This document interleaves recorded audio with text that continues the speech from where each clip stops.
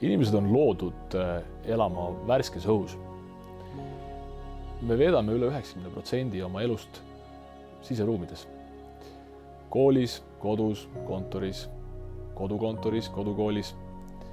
Meie ülesanne on see värske õhk tuppa tuua.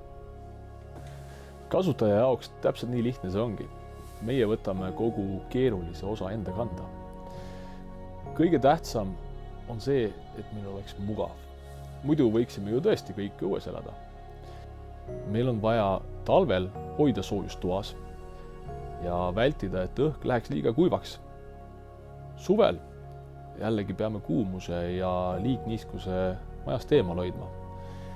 Meil on vaja, et filtrid püüaksid kinni väljas oleva mustuse, õietolmu ja ventilatsiooni õhujaotuskanalid oleksid kergesti puhastatavad ja mustust hülgavad.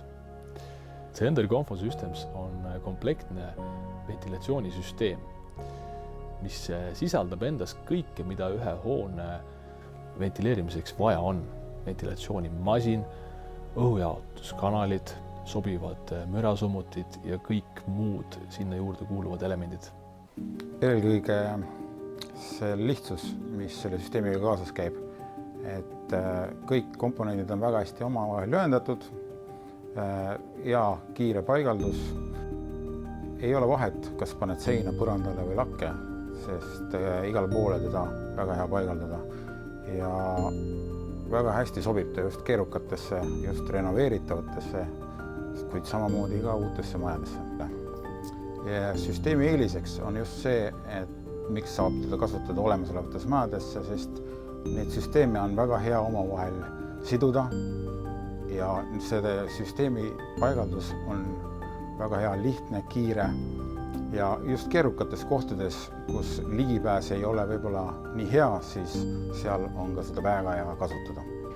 Igapäevaselt tegelikult me ei panegi tähele, kuidas see süsteem toimib, et ta on nagu taustal, aga kõige rohkem märkab seda, kui palju ventilatsioonisüsteem aitab see, kui peaks paariks päevaks välja lülitama süsteemi, et pidime lülitama ehituse ajal korraks välja ja sellel hetkel tundsime, kui suurt mõju tegelikult see õhukvaliteedile avaldas.